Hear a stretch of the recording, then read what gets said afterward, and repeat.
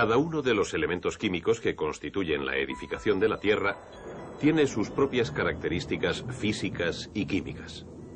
Pero existen ciertos patrones de estas propiedades y una notable forma de organización de los mismos.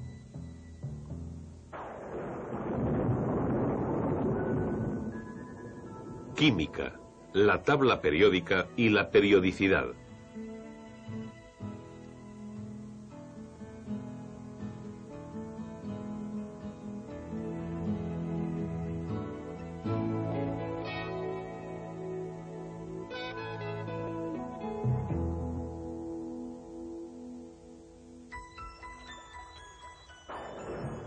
El hidrógeno y el oxígeno se encuentran en las nubes, el nitrógeno en el aire, el calcio en las rocas y en el agua del río que las baña, el magnesio en la clorofila de una hoja, el carbono en los tejidos de un crustáceo y el cobre en su sangre.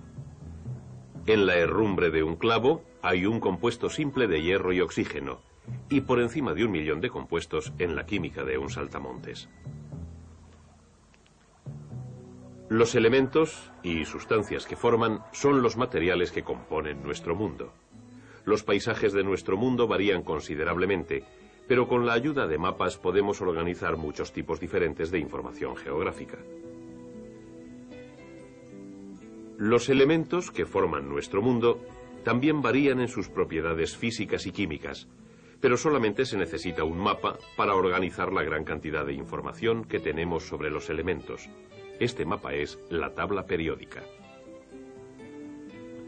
La tabla periódica, al igual que un mapa, puede ayudar de muchas formas a organizar nuestro conocimiento de un mundo diverso. El mundo diverso es la química. ¿Cómo organiza un mapa la información sobre un área? Una forma es clasificando diferencias en las regiones. Por ejemplo, un mapa podría mostrar, mediante sus colores y símbolos, que la Tierra está aquí y el agua aquí, y un área pantanosa que separa las dos. Esta es una organización muy amplia de la información. La información sobre los elementos de la tabla periódica se organiza en términos generales de una manera semejante, dividiendo los elementos por sus propiedades en regiones de metales, metaloides y no metales. Un mapa también puede organizar información de acuerdo a las semejanzas dentro de un área determinada. Un mapa de contorno, por ejemplo, puede organizar información acerca de un área de tierra en base a una elevación o acerca de un área de agua en base a un hundimiento.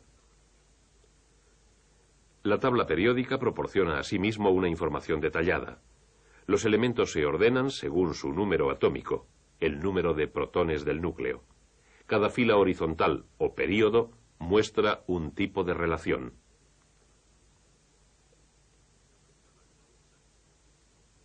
Cada columna o grupo muestra otro. Las detalladas relaciones que muestra la tabla periódica la han convertido probablemente en el instrumento organizativo más importante de la química. Veamos qué tipo de información podemos obtener y, lo más importante, por qué funciona. En la sección de metales de la tabla, el litio es el elemento número 3. Puesto que es un metal, suponemos que será un buen conductor de la electricidad, y efectivamente lo es. El berilio también es un metal, pero de la parte derecha de la tabla.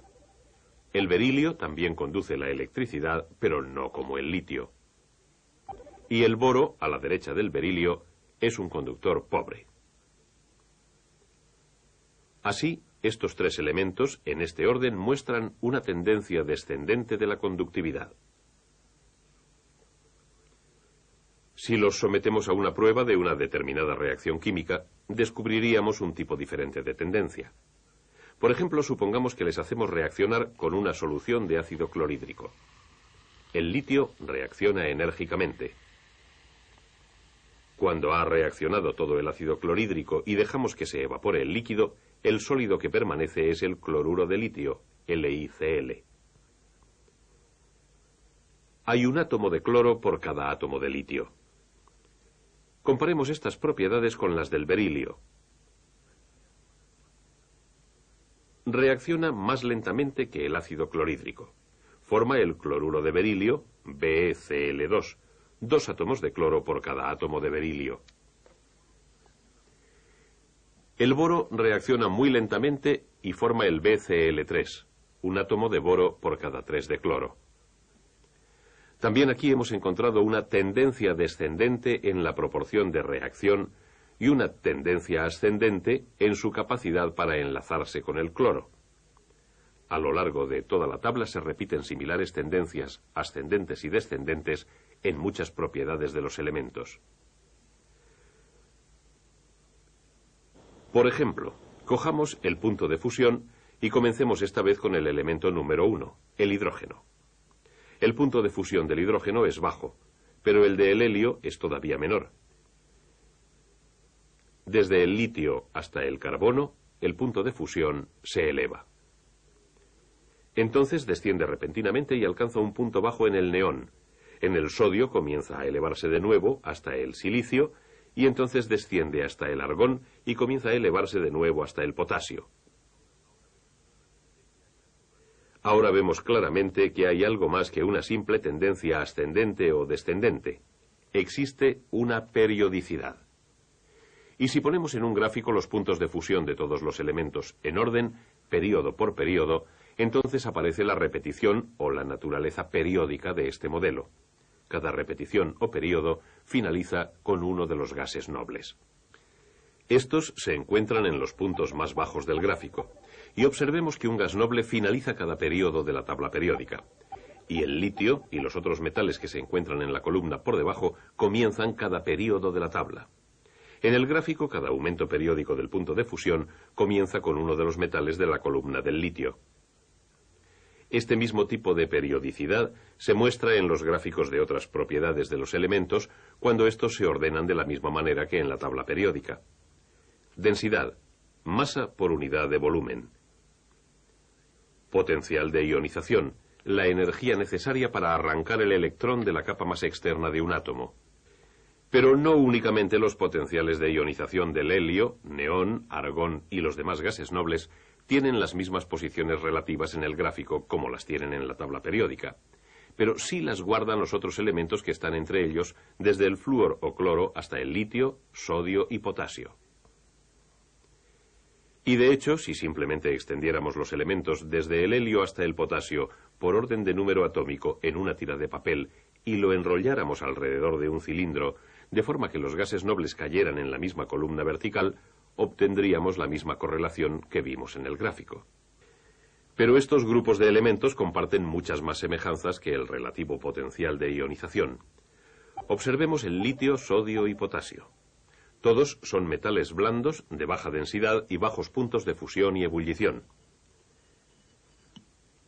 Todos son elementos químicos extremadamente reactivos, incluso reaccionan violentamente con el agua. Ninguno de estos elementos se encuentra en la naturaleza en estado puro. El flúor y el cloro, ambos gases a temperatura ambiente, son no metales altamente reactivos.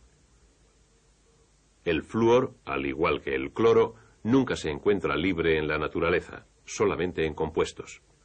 Y por supuesto el helio, el neón y el argón son gases altamente no reactivos y siempre se encuentran en la naturaleza en estado puro.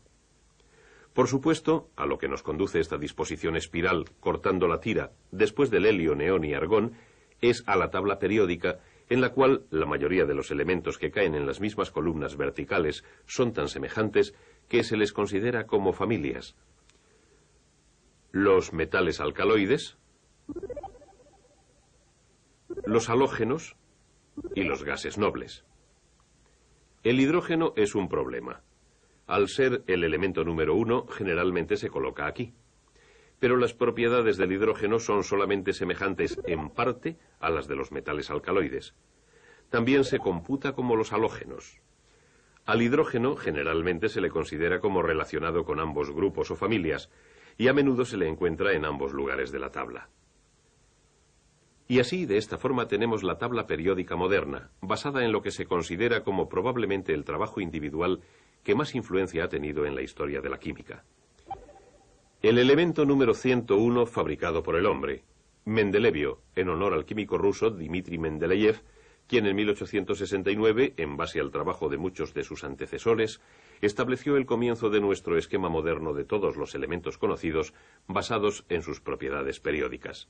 Nadie lo había hecho anteriormente, y nadie sabía cómo funcionaría la tabla hasta que los científicos desarrollaron un modelo nuevo de átomo que reveló una variación periódica en esta materia todavía más fundamental. Comenzamos con el núcleo de un átomo. Pero tengamos en cuenta mientras observamos el átomo que no hay manera de mostrar los tamaños relativos correctamente. Si el núcleo tuviera el tamaño de un guisante, alrededor de 1 centímetro de diámetro, y estuviera en el medio de un campo de fútbol, los límites externos del átomo pasarían los postes de las porterías. El diámetro de un átomo estándar es realmente alrededor de 10.000 veces mayor que el diámetro de su núcleo. Tengamos esto en cuenta a medida que empezamos con el núcleo de un átomo y visualizamos nuestro modelo con tamaños de las diferentes partes sin guardar proporción unas con las otras. El número de protones del núcleo, el número atómico del elemento, está equilibrado por el mismo número de electrones que hay fuera del núcleo. Nosotros vemos estos electrones no como planetas en sus órbitas, sino en términos de regiones determinadas donde es más probable encontrar a los electrones. Estas se denominan de manera más precisa orbitales o niveles de energía. Para identificarlos, se numeran desde el núcleo hacia afuera. Los niveles tienen subniveles. El primero tiene únicamente un subnivel. El nivel 2 tiene 2 subniveles. El nivel 3 tiene 3 subniveles. El nivel 4 tiene 4 subniveles y así sucesivamente. Cada nivel nuevo tiene un posible subnivel más. A los subniveles se les asignan nombres de letras.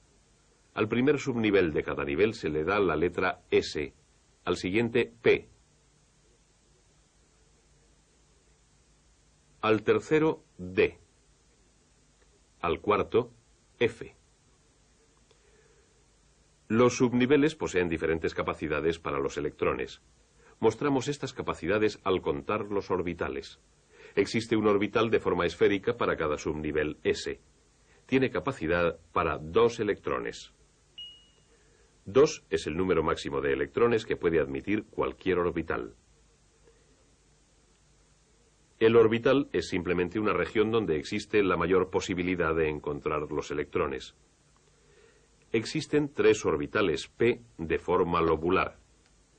Cada uno puede admitir 2 electrones, y todos juntos, cuando están llenos, forman una región esférica de igual densidad.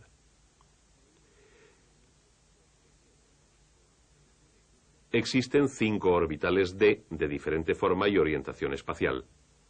Cada uno de nuevo puede admitir 2 electrones, teniendo estos 5 orbitales capacidad para 10 electrones.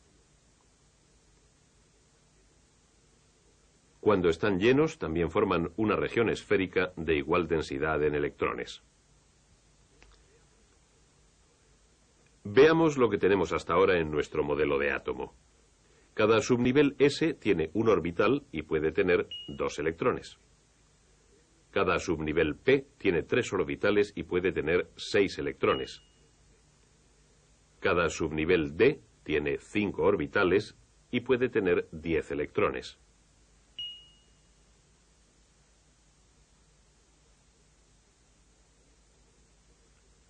Así es como se disponen los 3 primeros niveles de energía. El cuarto nivel de energía también tiene un subnivel F de 7 orbitales con una capacidad total para 14 electrones. El número que tiene el nivel de energía es el mismo que tiene el subnivel. Y el número de orbitales de cada subnivel comienza con 1, aumenta de 2 en 2, 1, 3, 5, 7 y así sucesivamente, con posibilidad de tener 2 electrones en cada orbital. Veamos cómo explica este modelo el funcionamiento de la tabla periódica. Recordemos que los elementos de la tabla periódica están ordenados por su número atómico. Consideremos el hidrógeno. Puesto que el hidrógeno es el elemento número 1, su número atómico es también 1, lo que quiere decir que tiene un protón en su núcleo. Y esto significa que tiene un electrón para equilibrar la carga. Ahora, de acuerdo con nuestro modelo de átomo basado en los niveles de energía, los electrones empiezan llenando el nivel de energía más bajo disponible de un átomo. Y así, el hidrógeno, con solamente un electrón, lo tiene en el orbital sencillo del primer nivel. El helio es el elemento número 2, con 2 protones, y así, para equilibrar su carga, tiene un electrón más que el hidrógeno. Y existe espacio para ese segundo electrón en el orbital del primer nivel. Con el helio, ese nivel está lleno. Si hubiera más electrones, debieran colocarse en el siguiente nivel. Y ahora, observemos la tabla periódica. Solamente hay 2 elementos en el primer período, llenándolo al igual que 2 electrones llenan el primer nivel de energía. El primer elemento del segundo período es el litio, el elemento número 3. Este tiene 2 electrones en el primer nivel y un electrón en el subnivel S del segundo nivel de energía. Ahora cada elemento de la secuencia de este segundo período tiene un protón más en el núcleo y por lo tanto un electrón más en los subniveles del segundo nivel de energía hasta el neón con 8. Y el segundo nivel de energía está lleno. Los electrones adicionales deben ir al tercer nivel de energía. Y de nuevo comienza un nuevo período en la tabla. Cada vez que un nuevo protón se añade al núcleo, se necesita otro electrón para equilibrar la carga. El sodio es el elemento número 11. 10 de sus 11 electrones se encuentran en los 2 primeros niveles, 2 en el primer nivel, 8 en el segundo. El electrón número 11 empieza a llenar el tercer nivel. Esto significa que el sodio tiene un electrón en su nivel más exterior, al igual que el litio, que está por encima de él, y como el hidrógeno por encima del litio. Ahora, cada elemento que sigue en secuencia al sodio tiene un electrón exterior más, cada uno en el tercer nivel. El magnesio tiene 2, al igual que el berilio. El aluminio tiene 3, como el boro, y así continúa a lo largo del período. Los orbitales del subnivel D son los próximos, pero los electrones siempre llenan el subnivel disponible de más baja energía y este subnivel D del tercer nivel no es el de menor energía. De esta forma, el próximo electrón de un átomo va al subnivel S del cuarto nivel. Y comienza un nuevo periodo en la tabla, el cuarto, con el potasio, que tiene 19 protones. Y a medida que se añaden más protones, se añaden electrones adicionales para equilibrar la carga. El potasio tiene un electrón en el subnivel S del cuarto nivel, el calcio tiene 2, 1 y 2 electrones más externos, al igual que en el par de elementos por encima de ellos. Y ahora que el subnivel S del cuarto nivel está lleno con el calcio, empieza a llenarse el subnivel D del tercer nivel. Con sus 5 orbitales tiene una capacidad para 10 electrones. Y los siguientes 10 elementos de la tabla periódica son el resultado del llenado de este subnivel, un electrón cada vez. Y así pueden llenarse los orbitales P del cuarto nivel. Y a medida que se le añade un electrón se forman los siguientes 6 elementos de la tabla, cada uno de ellos con la misma configuración electrónica externa que los 6 elementos que se encuentran por encima de ellos en el período. Hasta ahora hemos recorrido alrededor de 1/3 de los elementos de la tabla periódica. Recordemos que Mendeleev ordenó la tabla de forma que los elementos con propiedades químicas semejantes se encontraran en las mismas columnas verticales. Y de acuerdo con nuestro modelo, los elementos que se encuentran en la misma columna vertical tienen el mismo número de electrones en sus niveles de energía más exteriores. Estos electrones determinan principalmente la actividad química. Puesto que la disposición de estos electrones se repite periódicamente, las propiedades a que estos dan lugar también se repiten en los mismos períodos. Lo que hemos demostrado para los primeros 4 períodos de la tabla se mantiene para los 7 en total. Los elementos que tienen el mismo número de electrones externos se encuentran en las mismas columnas verticales y todos tienen propiedades semejantes. Así, El modelo de átomo explica no solamente por qué existen determinadas familias de elementos, sino también por qué se observan ciertas tendencias en la tabla. ¿Por qué, por ejemplo, los elementos son cada vez menos metálicos a lo largo de cualquier periodo? Porque las propiedades metálicas dependen del número de electrones de la capa externa. El sodio en la primera columna tiene 1. A medida que aumenta el número de electrones externos a lo largo del periodo, disminuyen las propiedades metálicas. Después del aluminio, el metaloide silicio, comienza el cambio a los no metales, fósforo, azufre y cloro, y finalmente, argón. Y entonces aparece un electrón en el siguiente nivel, y de nuevo tenemos un metal, potasio. La repetición periódica de las propiedades de los elementos, punto de fusión, densidad, potencial de ionización, todas las propiedades físicas y químicas, pueden explicarse mediante este modelo que demuestra la naturaleza periódica de la estructura del átomo. Y este modelo explica por qué funciona la tabla periódica de Mendeleev. Al igual que el mapa de una compleja región, resume y organiza una enorme cantidad de información.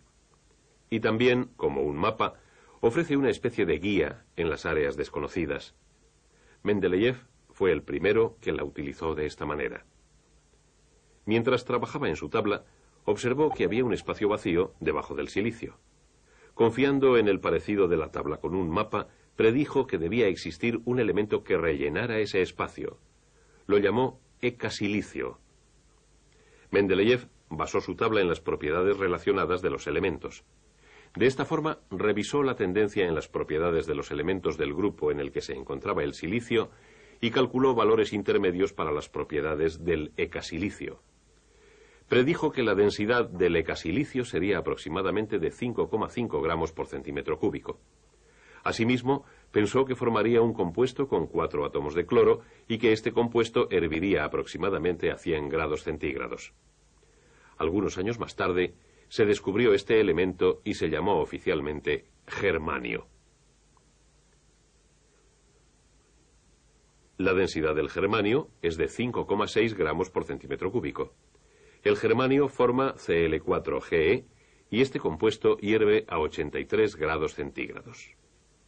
Las predicciones de Mendeleev fueron notablemente aproximadas para ser un elemento desconocido. Al nombrar el elemento 101 en honor de Mendeleev, el mundo científico subrayaría la gran importancia de su trabajo. La tabla periódica de Mendeleev, la base de nuestra tabla moderna de elementos, proporcionó una notable cantidad de información. Nos conduce a un conocimiento más profundo de la naturaleza de nuestro mundo del que nunca hayamos tenido anteriormente.